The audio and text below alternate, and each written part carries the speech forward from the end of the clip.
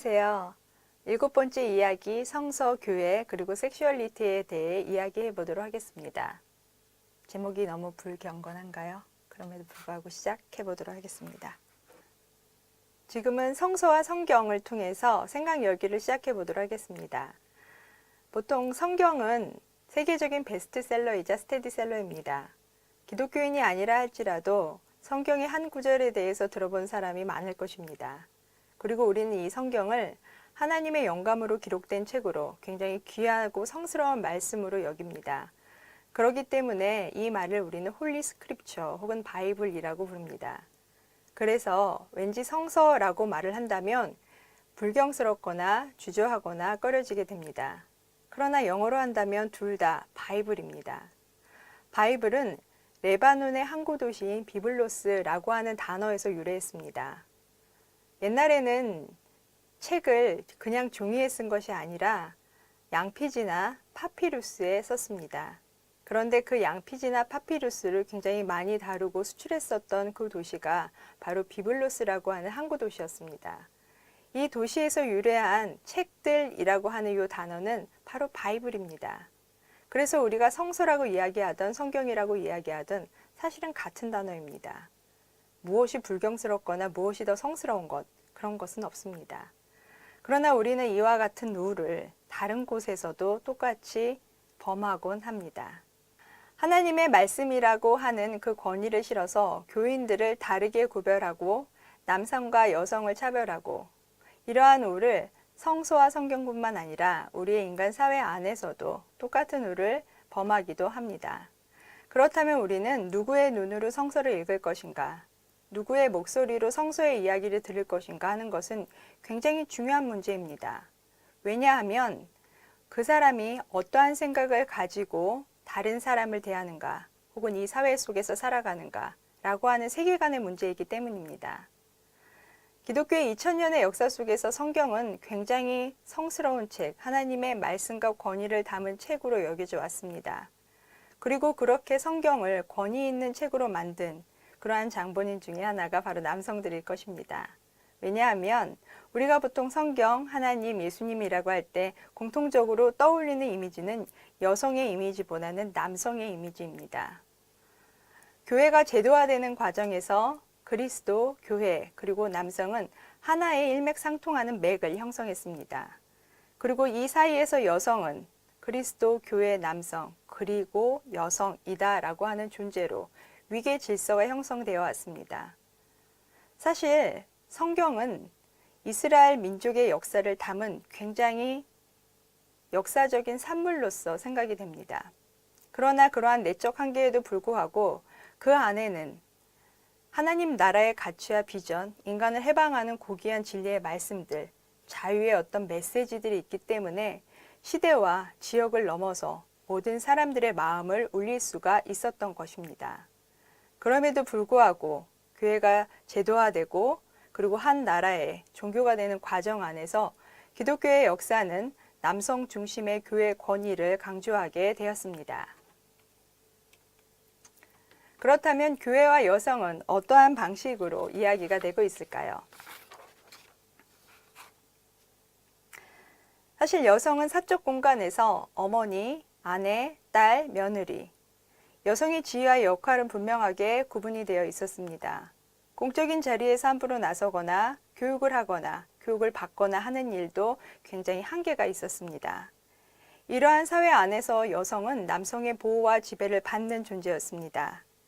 종속적이고 예속적인 존재로서 오랜 시간 동안에 여성들은 차별을 받아왔고 억압받아왔고 그리고 이 모든 것들을 우리는 통합적으로 여성 혐오라고 하는 말로 대신하기도 합니다. 시몬 누드 보부아르는 이렇게 말합니다. 여성은 태어나는 것이 아니라 만들어진다. 맞는 말입니다. 교회에서 여성과 남성은 동등한 존재라고 창세기부터 고린도전서 그리고 갈라디아서에서는 여러 번 반복해서 이야기를 하고 있습니다. 그리고 바로 그러한 인간들이 하나님 나라의 가치 있는 존재로서 자신의 존재를 발견하고 하나님 나라의 구성원이 된다는 이야기를 힘있게 이야기해주고 있습니다. 그럼에도 불구하고 교회는 강력한 가부장적인 어떤 경향성을 가지고 여성에게 두 가지 선택지를 제시합니다. 저희가 5가에서 살펴보았듯이 마리아 하면 전형적으로 떠올리는 이미지 아시죠? 순결하고 정숙한 성녀인 마리아가 될 것인가? 아니면 의심하고 질문하면서 남성을 유혹하는 타락한 존재인 하와가 될 것인가? 당연히 교회는 이 두 가지 선택지를 우리한테 전하면서 그 전자, 즉 성녀 마리아가 될 것을 강요하는 경향이 많이 있었습니다. 우리가 교회에서 한번 생각해 보겠습니다. 여러분들이 교회 현장에서 만나는 여성들은 어떠한 곳에서 활동하고 계신가요?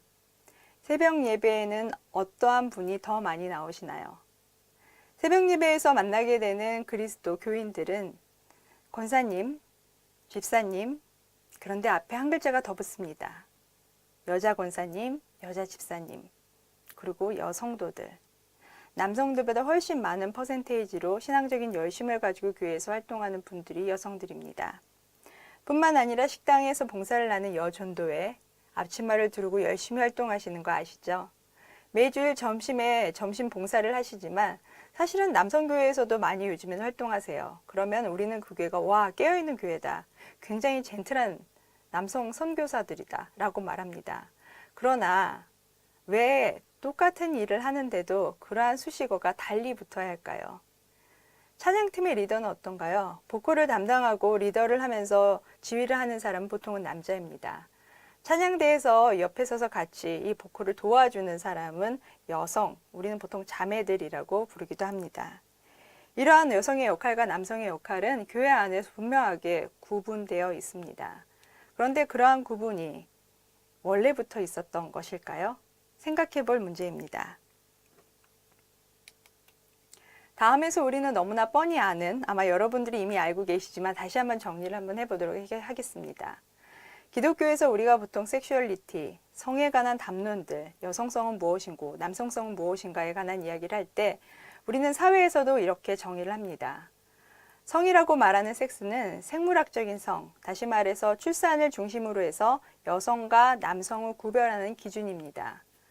우리가 설문조사를 한다거나 아니면 자신의 신상명세서 쓸 때 피메일이나 메일에 체크하는 날이 있을 것입니다. 생물학적인 성을 이야기합니다. 이것을 기반으로 해서 우리는 젠더를 형성합니다.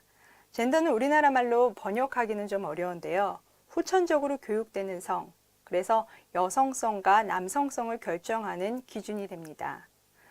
섹스인 성을 기반으로 젠더가 결정이 되는데요. 이 젠더 안에서는 여성과 남성의 사회적인 지위, 역할, 임무, 그리고 모든 어떤 것들이 결정되는 과정이 일어납니다. 그래서 어린아이가 태어났을 때 남자아이냐 여자아이냐에 따라서 여자아이에게 입혀주는 옷과 남자아이에게 들려주는 장난감이 다른 경우를 통해서 우리는 이 분명한 젠더가 형성이 되는 것을 생각하게 됩니다.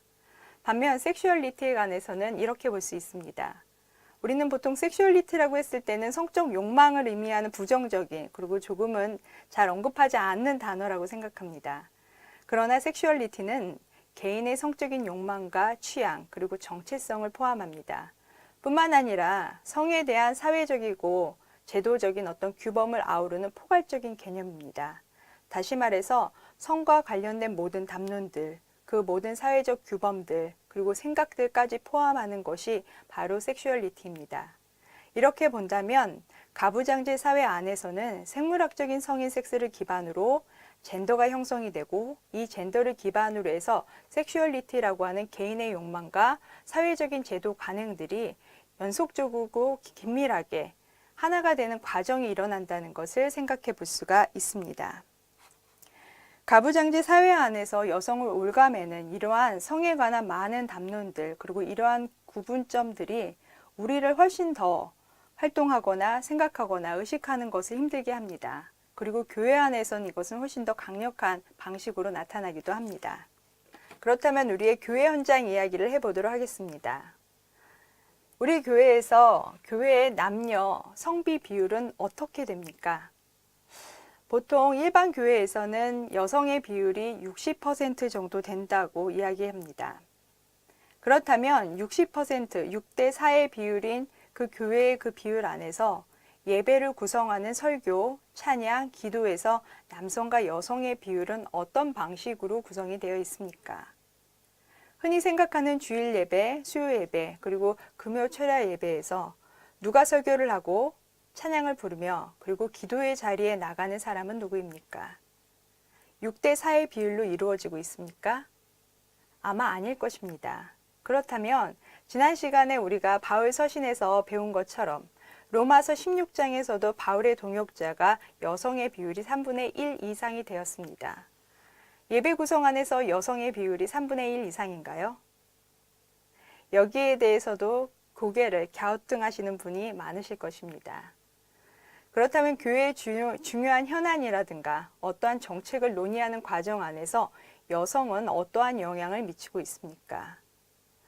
저는 교회를 가끔 가다 보면은 교회 안에서 처음 교회 문을 열고 주보를 나눠주는 사람이 누구인가를 먼저 확인합니다. 물론 요즘에는 남성과 여성이 둘 다 모든 사람들이 나눠서 교인들을 환영하는 모습을 볼 수 있습니다. 주보를 받고 예배 자리에 앉아서 누가 가장 예배를 시작하고 있는가, 그리고 또 하나 예배가 끝난 다음에 그 예배 전체의 어떤 공간들을 살펴봅니다. 그 공간이 주는 위압감, 권위적인 모습, 그리고 회의하는 자리 같은 것들을 살펴봅니다. 그렇다면 남성 중심적인, 권위적인, 무언가 의리의리한 그러한 모습들을 많이 살펴볼 수가 있습니다. 내가 속한 신앙 공동체 그리고 교회에서 그것 외에도 많은 제도적이고 인식적이고 규범적인 차원 말고도 어떠한 성차별이나 성 문제를 경험한 적이 있으십니까?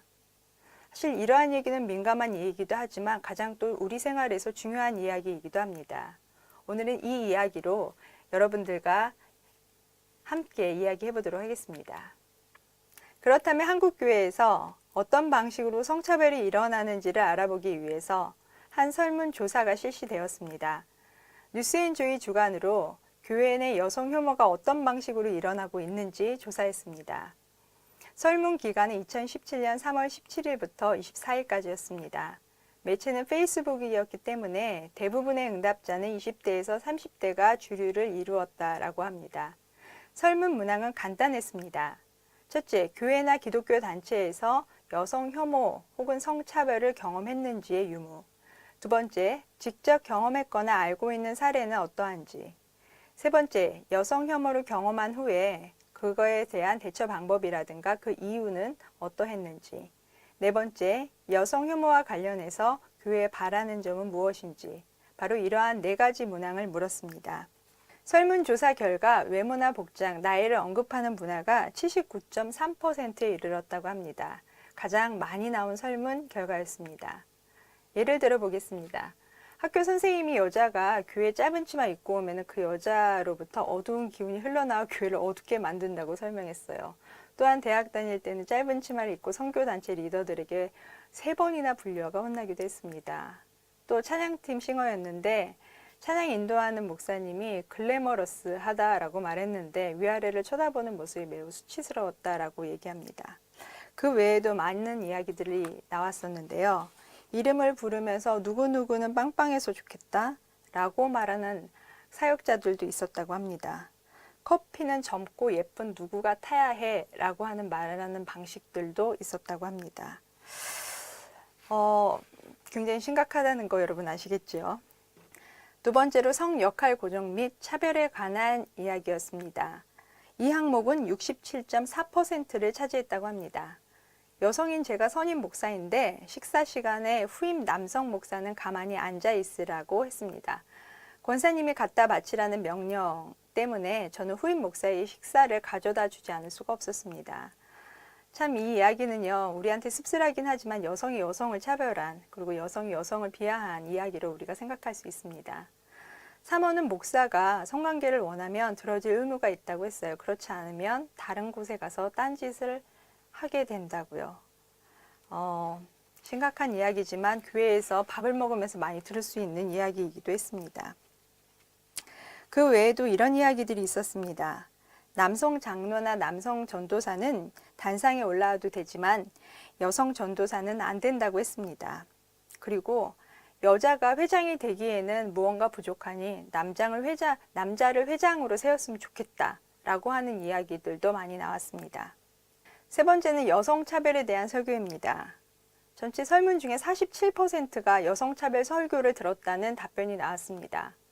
목사가 설교 도중에 여자는 남자를 돕기 위해 만들어졌고 남자는 자신을 도와주는 여성을 사랑하게 된다라고 말했다고 합니다. 불행히도 요즘 세상은 맞벌이 하지 않고는 살 수가 없어서 여성들도 직장에 많이 나가서 일을 해야 되는데 이러다 보니 불륜이 많이 일어난다라고 말을 했다고 합니다. 설교에서는 전혀 절대 말해서는 안 되는 이야기들도 나온 케이스입니다. 대학생을 대상으로 한 설교에서 목회자가 이슬람을 예로 들면서 여자는 아이를 많이 낳아야 전도와 포교에 도움이 된다고 했습니다.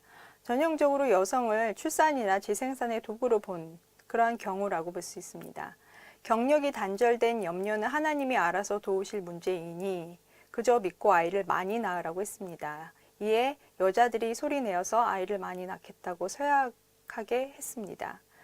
참 권위적이고 그리고 현실을 알지 못하고 여성 비하적이고 타 종교에 대해서도 혐오하는 그러한 모습의 설교라고 아니할 수가 없겠습니다.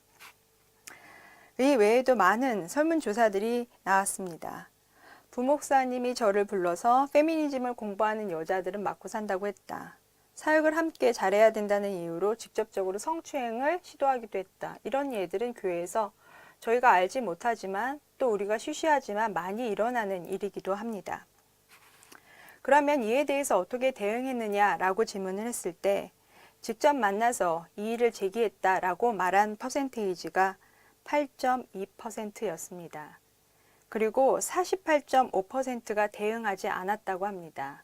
왜냐하면 대응해봤자 소용이 없었기 때문에 그리고 괜히 분란을 만들기 싫어서 그랬다고 답변했습니다. 그리고 또 하나는 37.5%는 남성이 아닌 여성 공동체에서 함께 이야기를 나눴다고 했습니다. 긍정적이고 고무적이긴 하지만 우리의 대응 방식이 여전히 문제가 있다라고 하는 것을 알 수가 있을 것입니다. 여러분의 교회는 어떻습니까? 남성과 여성이 동등한 비율로 나와서 함께 모든 직제와 모든 과정들을 처리하고 그리고 나누고 있는지 이러한 질문 앞에서 우리 교회는 당연히 그러합니다 라고 손들어서 얘기할 수 있는 교회는 아마 한국에서 없을 것 같습니다. 그러나 불행하게도 너무나 우리가 유명하게 잘 나간다고 하는 대형교회는 아마 더 그럴 것이라는 생각이 듭니다. 이렇게 단정 짓는 게 성급할 수도 있지만 그렇다고 제가 현실을 무시할 수는 없다라는 생각도 듭니다. 여러분은 어떻게 생각하십니까? 그리고 이 교회 안에서는 성에 관한 담론들 그리고 이 모든 이야기와 처리 과정들이 어떤 방식으로 이루어지고 있습니까? 심각하긴 하지만 우리는 짚어보지 아니할 수 없겠습니다. 두 번째로는 교회와 섹슈얼리티에 관한 이야기를 해보도록 하겠습니다. 성담론, 즉 섹슈얼리티에 대해서 교회는 어떤 방식으로 대응해 왔는지 살펴보겠습니다. 공감하는 부분이 많으실 것입니다. 첫 번째, 교회에서는 성에 대한 진지한 담론들을 자제하는 경향이 있습니다. 왜냐하면 성은 민감한 문제이기 때문에 자칫하면 문제가 되거나 말이 나거나 공동체를 분열시키는 원인이 되기도 한다라고 생각하기 때문입니다. 그러나 성에 관한 문제, 즉 섹슈얼리티에 대한 가치관과 규범을 공적으로 말을 하고 그리고 우리가 공공연하게 이것에 대해서 토론하는 것은 굉장히 중요하고 당연히 해야 할 일입니다. 그런데 지금까지의 많은 교회들은 문제가 나면 은폐하거나 덮기에 바빴고 이러한 진지한 담론들이 공론화되는 것을 지극하게 꺼렸습니다. 두 번째로는 성차별적인 설교를 비롯해서 여성 혐오와 비하 발언이 아무런 문제의식 없이 계속해서 지속되고 있다라고 하는 사실입니다. 사실 그전에는 아무 문제가 없었는데 요즘에 와서 좀 의식이 달라지니까 요즘 사람들이 무서워서 말을 함부로 할 수 있나 아마 이러한 말씀 많이 들어보셨을 것입니다. 남성들도 그렇고 여성들조차도 가부장제 사회 안에서 내가 내면화가 되어 있는 사람들은 이 말이, 이 언어가 상대를 차별하고 타자화하고 대상화해서 예속적인 존재로 두고 있다라고 하는 것에 대해서는 아무런 문제의식 없이 발언을 계속합니다. 그리고 더 문제가 되는 건 이것을 바로 성경의 권위라고 하는 것에 근거를 두고 있기 때문입니다. 그래서 우리는 그 권위 구조에 함부로 대응하거나 문제를 제기하는 것을 불경스럽거나 믿음이 없거나 순종하지 못하는 사람으로 생각하기 마련입니다. 그리고 더 우리가 아까도 짚어본 것처럼 여성이 여성을 비하하거나 혐오하고 차별하는 그러한 과정들입니다. 사실 가부장제라고 했을 때 우리는 두 가지를 생각해야 합니다. 가부장은 아버지가 우두머리가 되어서 남성이 우두머리가 되는 그러한 가족 구조를 얘기합니다. 그리고 이것 안에서 사회제도가 돌아가는 건데요. 이것과 함께 우리가 생각해야 될 것이 연장자가 연하, 나이 어린 사람을 다스리는 그런 정치 구조를 같이 이야기하고 있는 것입니다. 그래서 어른들이 말씀하시기를, 그리고 이러한 권위 구조 안에서 특별히 한국 사회는 유교적인 사회 안에서 가부장 제도가 확립이 되었기 때문에 이것에 대해서 이야기를 하고 반론을 제시하고 공론화하는 과정이 참으로 어렵다는 것을 알게 됩니다. 세 번째로 넘어가면요. 성 문제에 대한 문제 제기나 대응은 교회의 권위를 거부하고 질서를 깨트리는 일로 간주가 됩니다. 여러분 아까의 이야기하고도 연결돼서 생각해 볼 수 있는데요. 교회의 권위를 거부한다는 것은 바로 믿음이 없다라고 하는 것을 의미하기도 합니다. 근데 이 믿음이라고 하는 것은 굉장히 아주 흑백 논리처럼 우리가 참 나눠져 있기도 하는데요. 영과 육을 나누는 이분법 안에서 영은 성스럽고 고귀하고 그리고 지켜나가야 될 것. 그렇지만 육이라고 하는 것은 사악하고 문제가 되고 그리고 타락한 것으로 여깁니다. 그리고 이 육과 성과 그 사악함이 바로 여성이라고 하는 키워드 속에서 우리는 이미지화하게 마련입니다. 그리고 이러한 상황 안에서 여성을 비하하거나 그 다음에 여성의 지위를 격화시키고 예속하는 존재로 만드는 일들이 비일비재하게 일어납니다. 근데 이러한 심각한 이야기들을 하면 저 사람은 이야기하기 참 불편하다. 왜 이렇게 까탈스러워. 문제를 만드는 사람이야. 라고 생각하기 마련입니다. 그런데 그렇지 않아야 합니다. 그러한 문화는 우리 스스로가 만들어야 합니다. 네 번째, 이것과 함께 연결해서 교회에서는 성적 방종과 타락을 정죄하고 주로 여성에게 순결을 지킬 것을 요구합니다. 사실 요즘에 가나안 성도라고 여러분 들어보셨죠? 많은 사람들이 교회를 나가지 않는 현상이 지금 많이 일어나고 있는데요. 교회의 권위적인 구조, 세상과 분리되고 그 다음에 지금의 현실을 이해하지 못하고 교회가 누군가를 배제하고 타자화하는 일들을 너무나 많이 하기 때문에 이러한 일들이 발생합니다. 그런데 교회에서는 여기에서 교회의 권위나 교회 안에 어떤 많은 제도들을 공고히 하는 과정 안에서 가정을 바로 세우고 교회의 질서를 세운다라는 명목으로 정상가족을 중심으로 한 교육 프로그램들을 많이 만들어 두고 있습니다. 그런데 정상가족이라고 하는 것이 무엇일까요? 남성과 여성과 그 다음에 그 혈육을 중심으로 한 가정을 얘기합니다. 사실 요즘에는 미혼모라든가 혹은 별거했고 이혼하고 재혼하는 그러한 가정들도 많이 있을 뿐만 아니라 다문화 가정도 많이 있습니다.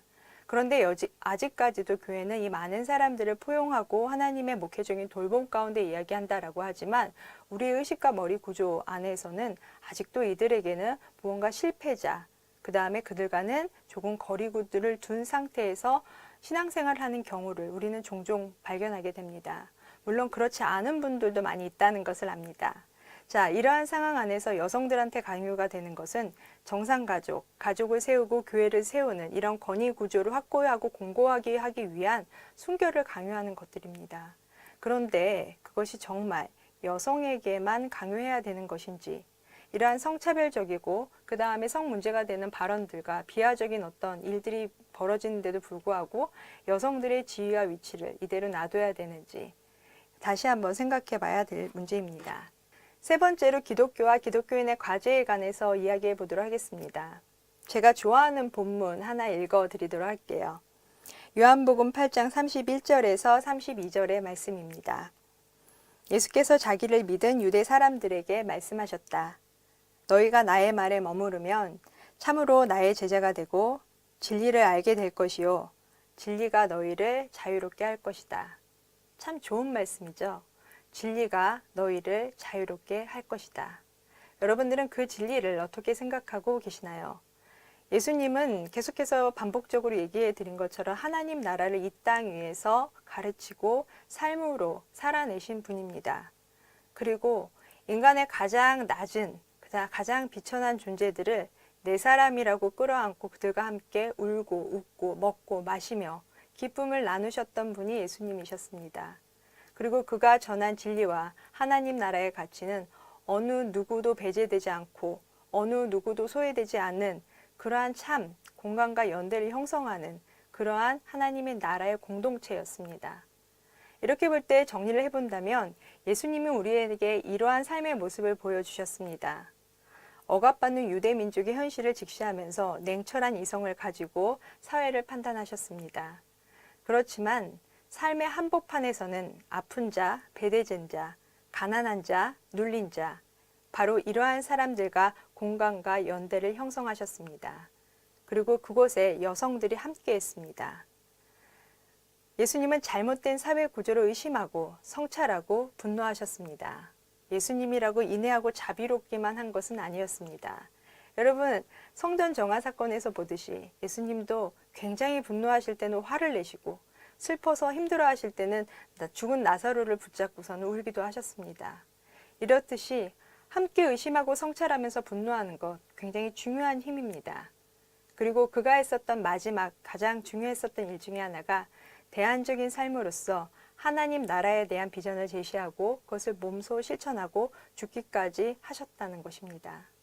그러면 여러분들, 이 시대에 예수를 따르는 자들, 예수를 그리스도라고 고백하는 그리스도인이 된다라고 하는 것은 어떤 의미가 있겠습니까? 이것이 굉장히 중요하다고 생각합니다. 진리가 너희를 자유롭게 한다. 그 진리는 무엇이며 예수를 따른다라고 하는 것은 무엇일까? 생각해 보셨으면 좋겠습니다.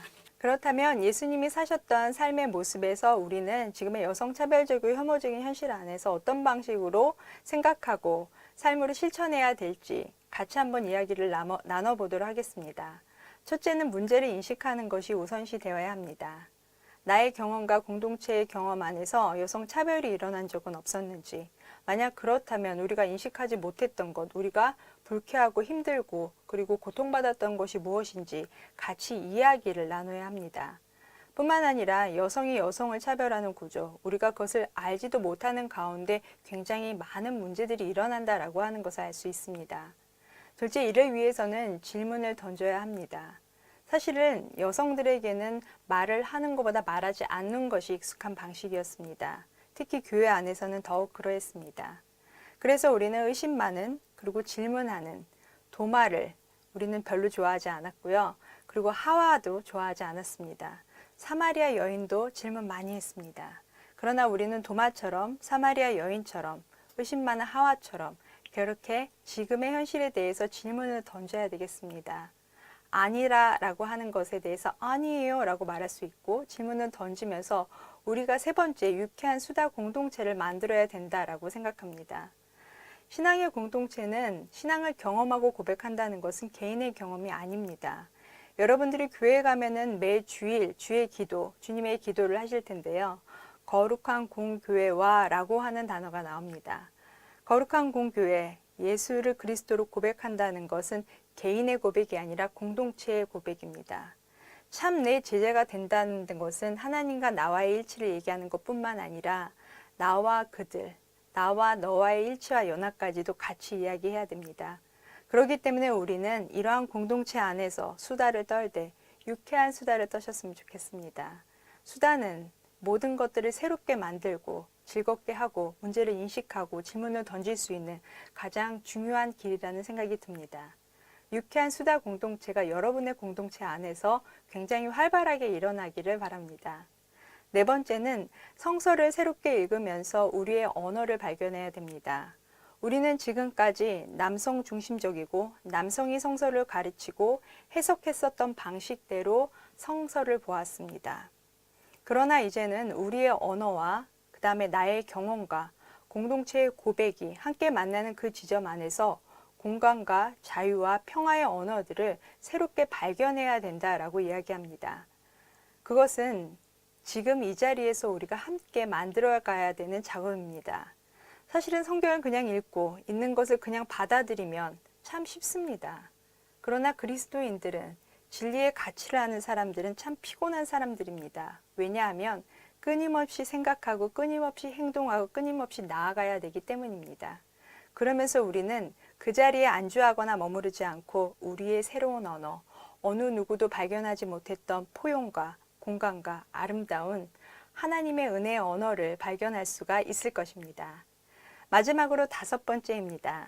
다른 이들의 말에, 다른 이들의 목소리에 귀를 기울여야 합니다. 아까도 이야기한 것처럼 신앙은 혼자만 가지고서는, 혼자의 생각과 고백만 가지고서는 이루어지는 것이 아닙니다.